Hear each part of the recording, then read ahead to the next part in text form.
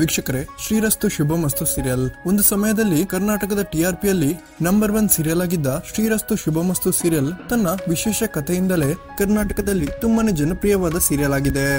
ಆದ್ರೆ ಈ ಒಂದು ಸೀರಿಯಲ್ ನಲ್ಲಿ ನಟಿ ಸುಧಾ ರಾಣಿ ಅವರು ಅಂದ್ರೆ ಈ ಸೀರಿಯಲ್ ನ ತುಳಸಿ ಪಾತ್ರ ಪ್ರೆಗ್ನೆಂಟ್ ಆಗ್ತಿರೋದು ಈ ಒಂದು ಸೀರಿಯಲ್ ನ ಪ್ರೇಕ್ಷಕರಿಗೆ ಮತ್ತು ನೆಟ್ಟಿಗರಿಗೆ ತುಂಬಾನೇ ಅಚ್ಚರಿಯನ್ನು ಉಂಟು ಮಾಡಿದೆ. ಈ ಸೀರಿಯಲ್ ನಲ್ಲಿ ನಟಿ ಸುಧಾ ರಾಣಿ ಅವರ ಪಾತ್ರ ಸುಮಾರು 60 ವರ್ಷದ ಪಾತ್ರವಾಗಿದ್ದು, ಮದುವೆ ವಯಸ್ಸಿನ ಮಕ್ಕಳಿದ್ದರೂ ಕೂಡ ವಿಧಿಯಾಟಕ್ಕೆ ಬಲಿಯಾಗಿ ಒಬ್ಬರಿಗೊಬ್ಬರು ಇಷ್ಟಪಟ್ಟು ಮದುವೆಯಾಗಿರುವ ಹಿರಿಯ ಜೀವಿಗಳ ಕಥೆಯಾಗಿದೆ. ಆದ್ರೆ ಇತ್ತೀಚಿನ ಎಪಿಸೋಡ್ಗಳಲ್ಲಿ ನಟಿ ಸುಧಾ ರಾಣಿ ಅವರು ಈ ಸೀರಿಯಲ್ ನಲ್ಲಿ ಗರ್ಭಿಣಿ ಆಗಿರುವುದನ್ನು ತೋರಿಸಿದ್ದಾರೆ. ಇದು ಸಮಾಜಕ್ಕೆ ಕೆಟ್ಟ ಸಂದೇಶವನ್ನ ಕೊಡುತ್ತದೆ ಅಂತ ಎಷ್ಟೋ ಜನ ನೆಟ್ಟಿಗರು ಮಾತನಾಡೋಕೆ ಶುರು ಮಾಡಿದ್ದಾರೆ.